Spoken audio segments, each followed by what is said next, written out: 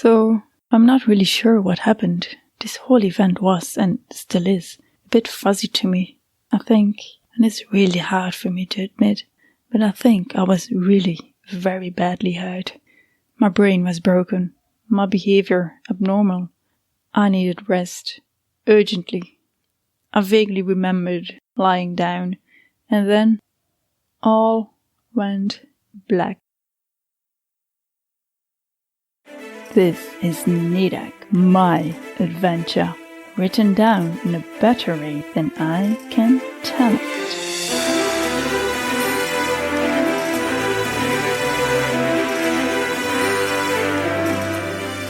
Episode 10. Dragon's White Guess. The dragon winked at me and burped the zlurp to unconsciousness. Nadec whispered, crawling toward Wyny. He was still lying where he'd landed after being tossed away by the zlurp. It was a wonder he hadn't hit any trees while in the air. With some more luck, perhaps the soft underbrush had cushioned his fall. I can see you stirring, so don't pretend like you're hurt. She ignored his silent groans, kept telling herself he was overdoing it. In truth, she could hardly see him. Night had settled in, and no moons were visible yet. There was a small fire, built by the zlurp, sputtering for survival, in urgent need for more wood. Shadows moved by the random rhythm of the flames. The sound of the ground under her hands and knees accompanied the crackling of the fire. Night-active animals were hooting, cooing, yapping, scratching. In other circumstances, the combination of it all would be satisfying. At this moment, it was a nuisance, amplified in her head. She wanted to yell, force him to tell her he was fine. He had to be all right, if only because he was still under her care, no other reason. She couldn't do anything but whisper, the pain of her concussion bad enough to double her vision. She stopped moving forward to throw up. Blackie immediately licked it up.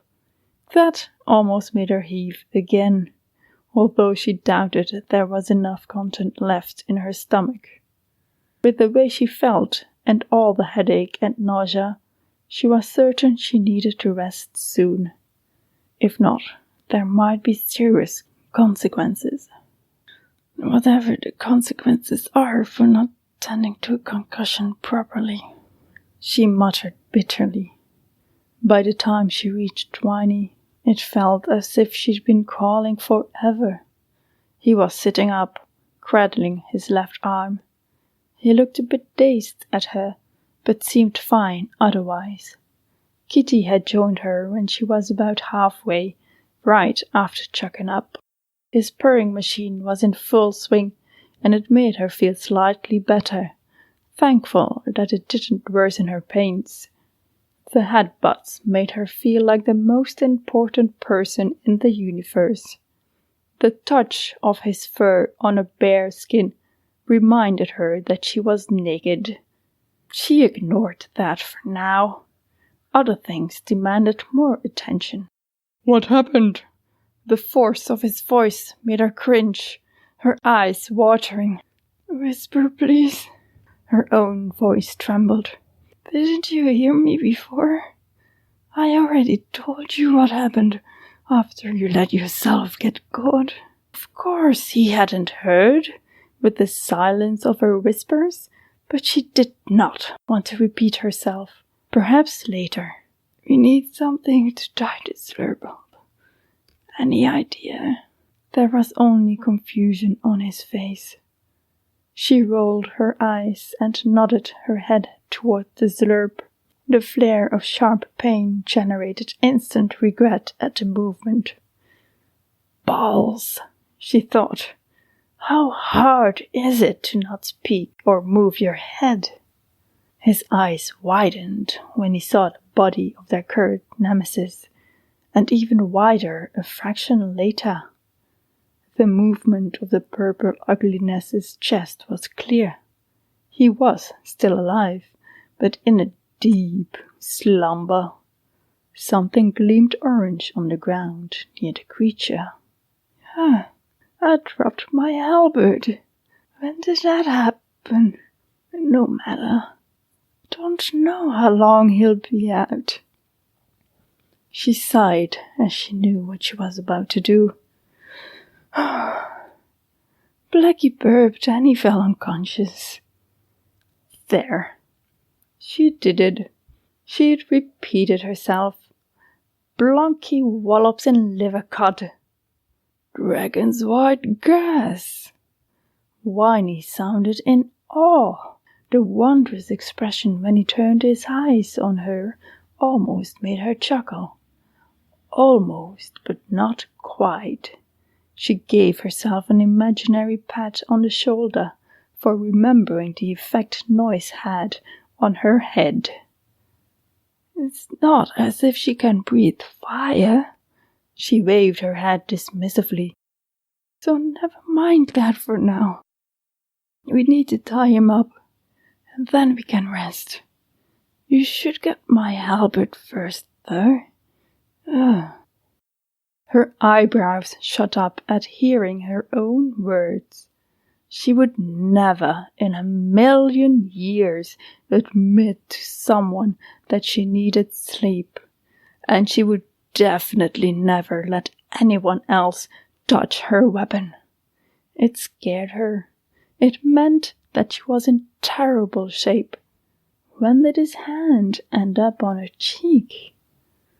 You are very hurt, he giggled. Oh, wait. No, it was Nadec herself who'd giggled at his concerned tone.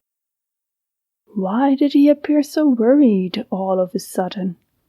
She pouted at his expression, not able to stop giggling. He looked so funny. She booped his nose. Not to worry about the zlurp. If he really has been caught by dragon's white gas, he will only wake when the dragon wishes him to, or so the legends go. I will take care of everything. You need to close your eyes and rest. I will get you help. She wasn't certain when she'd lowered herself to the ground, but by the time his hand stopped touching her cheek, she was curled up, Kitty in the hollow formed by her knees and chest. She saw Wyny walk toward the zlurp, a limp in his gait. Through narrowed eyes, she admired his fine buttocks when she felt a warm surface press against her back, followed by a large black tail taking her view away. The warmth of the dragon's embrace and the blackness in front of her were enough to make her stop fighting against what her eyes wanted to do. They shut. She fell into a deep sleep. You have been listening to Nadec, Chapter 10, Dragon's White Gas. Narrated by myself, Nadec. Adventured by and lived through by Nadec.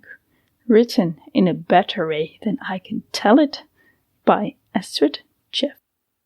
Don't go just yet. We've got bloopers coming up. Before we get to those, we just want to say that if you head over to astridjeff.com, you can find transcripts and full chapters of this podcast. Even more, you can find the unedited draft of Nadec at least up to 15 chapters further than a podcast goes. So, if you're keen to know how the story continues, you have the option to go and read. Find us on Twitter at AstridJeff and at Nadec and Kitty. If you like this show and would like to support it, a good way to do that is share it around to everyone you know. An even better way is to rate and review it on iTunes or whichever podcatcher you use. Don't forget to follow the show or subscribe for free dragon's white gas. Gas? The dragon winked at me and burped the blurb. The burp? The fuck? There was a small fire built by the zlurp, sputtering for survival. The fuck was that? Anyway, let's pause this.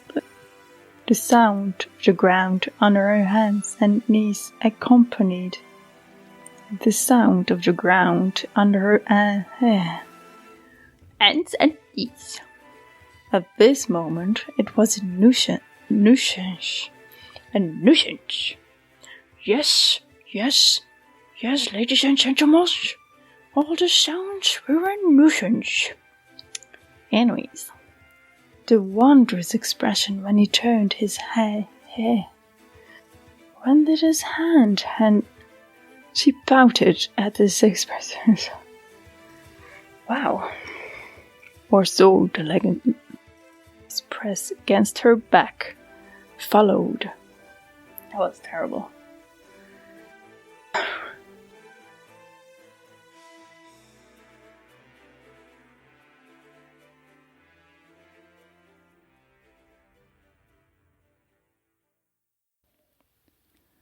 Hi everyone, this is Astrid Jeff, writer and creator of Nadec, although she'd be quick to tell you she hasn't been created. This episode was a little bit shorter than average, so I thought I'd take the opportunity to talk about how it all started. I'd been forcing myself to write a flash fiction story 3 times a week to publish on my blog. For those of you who are unfamiliar with the term flash fiction, it's basically a very short story. At one time, I missed my own deadline to post a flash fiction on Sunday.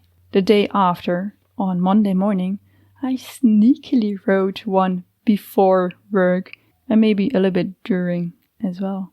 Shh, our little secret. It was a real spur of the moment thing, with weird words and an even weirder situation. That, you guessed it, was the first chapter of Nadec. I liked it, so decided to turn it into a continuing story. To my big surprise, right now it has 23 chapters, and I even know where it is going and how it will end, although it's not written yet. Simultaneously, I'm also writing another story, which will be a Choices podcast. It will be a narration of a story, like an audiobook, where each chapter is an episode.